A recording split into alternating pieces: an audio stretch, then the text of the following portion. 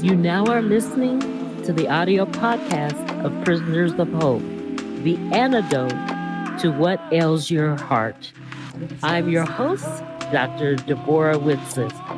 So come on in, pull up a chair, and open up your mind as you get ready to receive the download that hope will bring.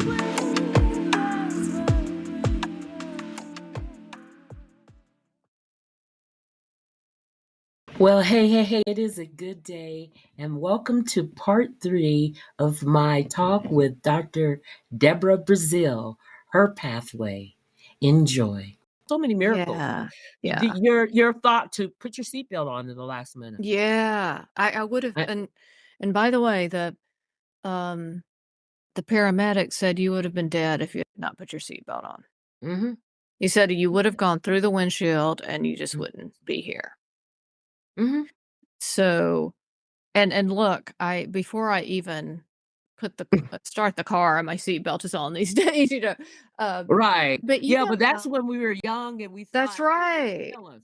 Yeah, we didn't think anything about it. No, it wasn't like I never put the seatbelt on. It was just like I might put it on a mile down the road while I was Right. driving, While I'm Like, driving oh my gosh, I on forgot. the 10 freeway going 100 miles an hour. Right. Yeah. Wow, For real. Deborah, there are just so many miracles, and some of them you haven't mentioned, but miracles happen every day. You guys, I do you guys see the pathway? Do you see it, Deborah, yourself? Do you see how God intervenes? I see multiple pathways, and I Yeah. think that, just doing this podcast with you, Deborah, has been so illuminating to me. It's made Mhm. me even more grateful, Mhm. because one miracle will lead to another, and then I'm having these memories that I haven't really thought about, Mhm. and it reminds me to be grateful, right, and to Mhm. have gratitude, and to slow down enough to see the pathways, and I think that, and I teach this stuff, right? The first step to be creative is to slow down. Down, right. Um, and I have to, I laugh because one time I told my girlfriend, I have to force myself to slow down and relax. And she said, Mhm. you realize that makes no sense whatsoever, you know, forcing yourself. And she always Well, cackled over that.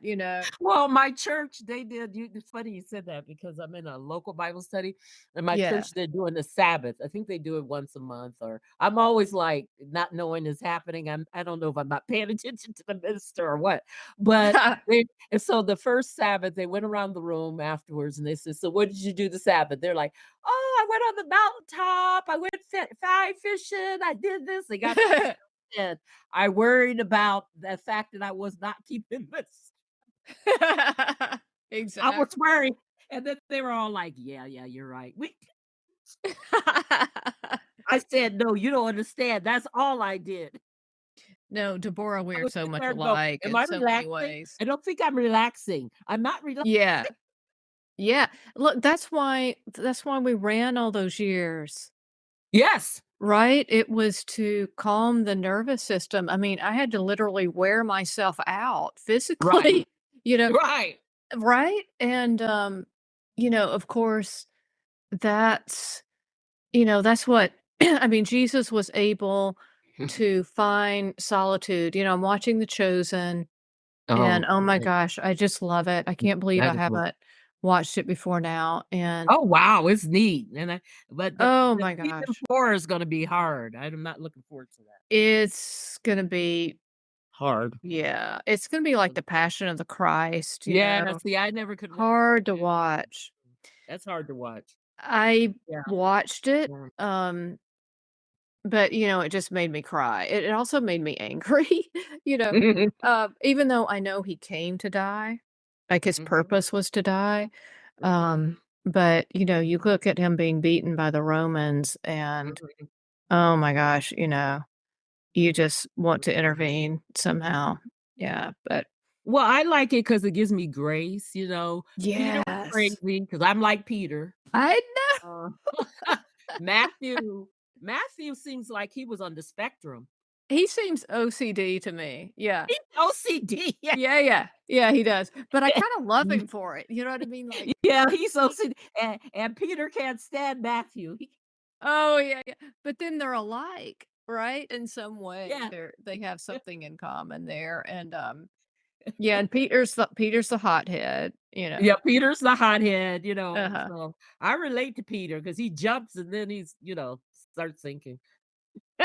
He's awesome. I mean, they're such a motley crew, just like Yes, us. they are. They are. And, yeah, the characters really come to life in Yeah, I that. really like the Passions. For those of you who haven't been watching it, it's Angel Productions, and you can go to Mhm. angel.com. I'm not affiliated with them, but you can actually see it free in app. You can podcast it to your television.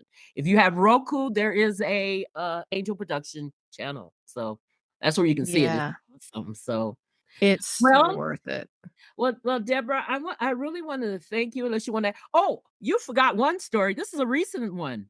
What Okay. about the walk on the path, the black animal and then the other animal? Oh, the snake? Oh god. Yeah. Well, okay, so I'm a big hiker and runner, just like Deborah, Mhm. and, another thing we have in common, and, Yeah.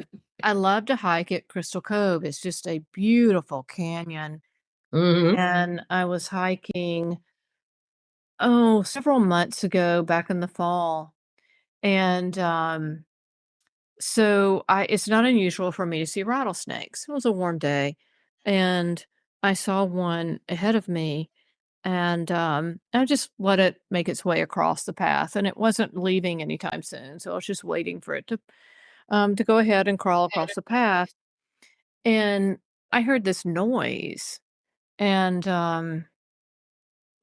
I couldn't figure out what it was. It sounded like insects, like a lot of bees or something, and I Mhm. was looking off into the distance and thinking, "What is that?" Just out of curiosity, and I didn't move my feet, I was just still and looking, and I finally looked down, and it was a huge black rattlesnake coiled up, and it was less than a foot from my feet, and I looked down at it, and it looked at me with these little beady snake eyes. And I mean, I have never who has looked into the face of a snake? I mean, Not me.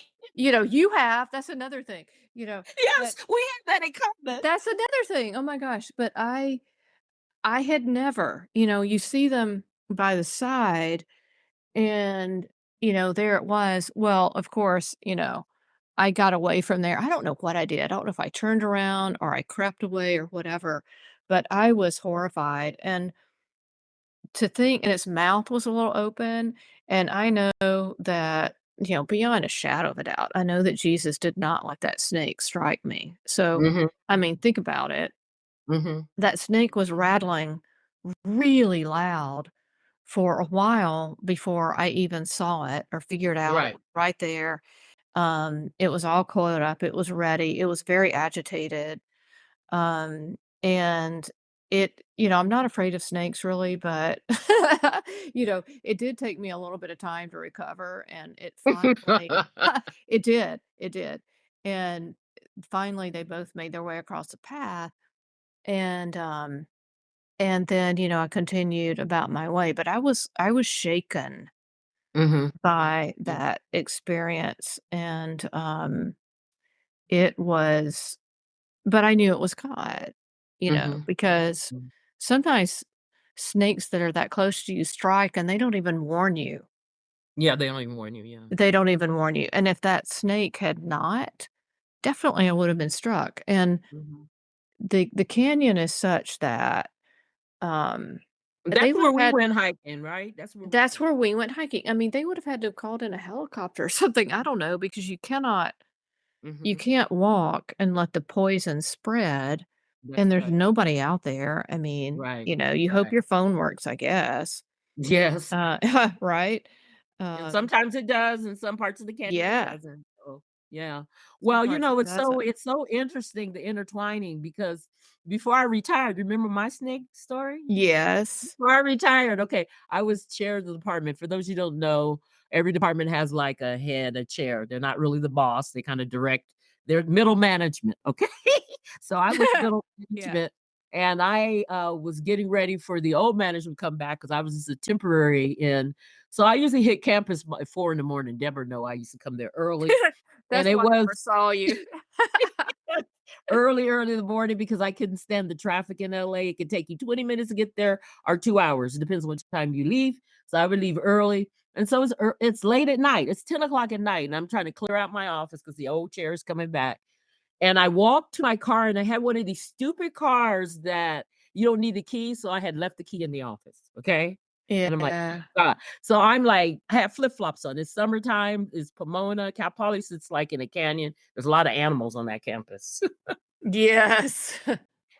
There is a Yeah. lot of animals on that campus, and especially at night, and I was walking, and I flip, flop, flop, flop, and I had a bag, and the noise you're right, the noise is very distinctive. This noise, I heard Mm. it on the way, and when I came back, I was, like, walking and they cut all that grass down because it used to be that Mhm. wispy grass, Mhm. and I was walking, and I heard this, and I stopped my cadence, and this snake flew over my head Oh down my the other gosh. I mean, if I wouldn't have stopped my cadence, he would hit me right in the neck. Oh, I mean, it Deborah. was and then, that's where Deborah and I are different. At I'm real scared of snakes. I won't even watch them on TV. I mean, I Not anymore I'm anyway. like Indiana Jones. Ooh, I hate snakes. And so that was I had told her about that because I had asked God, "So give me a sign if I should retire or not." And I'm like, Oh "That's my my gosh. That was your snake story. I love it. Yeah, I remember that. But look, if I had one flying in the air, Deborah, I would not. I mean, I didn't keep my cool when it was by my feet, but in the Oh, air, I no, no. That's way well, they worse. can leap. They can leap." Yeah. And he leaped, I mean, literally, I saw his fangs cross my face, right, Oh, Deborah. and then down, because evidently, he had a well, she had a nest in there because they had to come and Uh-huh. clear it out, they told me, and evidently, it was mad when I had passed before. Click, click, click, Yeah, you agitated right, it. then I Yeah. came back, click, click, click, Mhm. and then yeah, because I had all these bags and plastic bags, how we carry our books and crap in plastic Right. bags, and it's rumbling, but this rumble sound you're right, a snake what rumble is different. You're like, "Okay, It's that's a yeah, different I thing." it is a different sound, you Yeah, know. yeah, Um, yeah, there's one other thing I wanted to say, okay. that, was gonna talk about around the time we're talking about Marty. Um, so I mean, just to give everybody hope, Yeah. too. But I did survive all of that. I'm here. It's been 7 years. And I just got married. Uh, yeah, remarried and found a wonderful man of God, really good character. Um, Mhm, but 2 mhm. months before we, got married, um, he had a lung biopsy, and this spot on his lung was discovered completely by accident, you know, e.g., by God. By God, And right. so when he had the biopsy, it was cancer. I mean, I couldn't believe it. I thought, "God, are you gonna take another husband from me?" I and, I went there with it, and, I was kinda like, "What just happened here?" Mm. But, you know, flash forward several months, and, um, Tony's doing great. He had, this taken out, and no chemo, nothing, just taking that part of the lung out. It was a nodule, a lung nodule, and the doctors do not think it will ever come back. Wow. So, and doctors don't usually say that, right? Mhm. And so what it did for us is it brought us so much closer to each other. Mhm. and to God, and in a short period of time. Mhm. And, so there's a silver lining there. And Mhm. what started off as just the worst thing and the worst day of my Mhm. life again. And I Mhm. really thought, okay, I'm gonna be just besotted with bad stuff. My whole life. It's like, who am I? I'm like Job or something. And and but then, once that was done, Mhm. um I just, I have not been plagued with fears about it, or it's gonna come Mhm. back, or this and that. Mhm. And I gotta tell you, I mean, the Holy Spirit really came down even when, um, you know, when when the doctor said, "Okay, we can take this out, and we think that's it." I really felt from God, that is it, that this will Mhm. happen. And so I didn't, you know, not that I didn't worry, but I didn't get carried away with it. Right. And believe me, that's only God, because my brain It's wants to do that. right, It's right. like a pack of wild horses, and it'll take off running. Yes. Yeah, it will. It will. I mean, we I call say it. my thoughts my Yeah, thoughts like ants, they run away. that's right. Yeah, and, Yeah, so yeah. that's why I know that is all God, and there is, there's hope, um, Mhm. for everybody. I mean, if God can do that and bring this back around, bring my life back around, I mean, he can do anything, really. So God can perform miracles, guys. I just want you to listen to the pathway stories. You have your own, and God, He can in fact perform Red Sea moments in your life. But Mm. you Yeah. gotta. Well, both Deborah and I, we are hikers. We used to be runners. We can't do that no more because our knees. But for you runners, yeah, your knees protect them. Right. Um, Yes. but, there's miracles. I mean, just the sky and the smells and, there's miracles everywhere, and he's no respecter of person. You can put your anger on him, because when I heard Deborah's husband, I guess I went to him and said, "What are you doing?" I cussed. I was Yeah. like, Yeah, I did. "Please."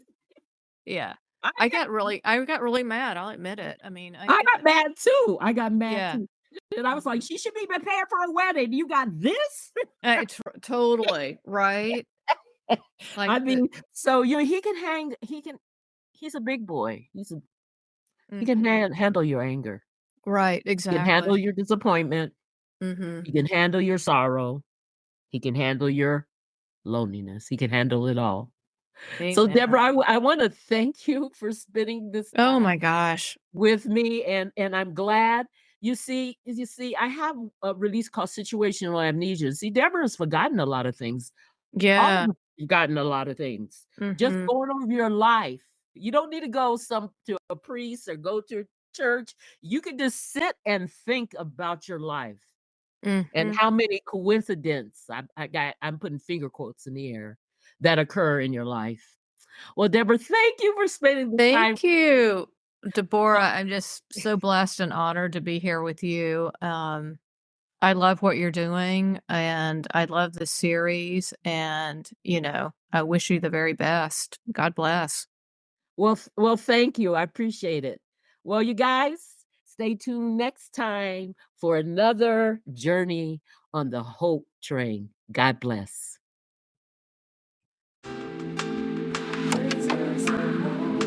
My hope is that this journey has been fruitful and you're able to take it and apply it to your life. Until next time, tune in again for the Prisoners of Hope podcast. God bless.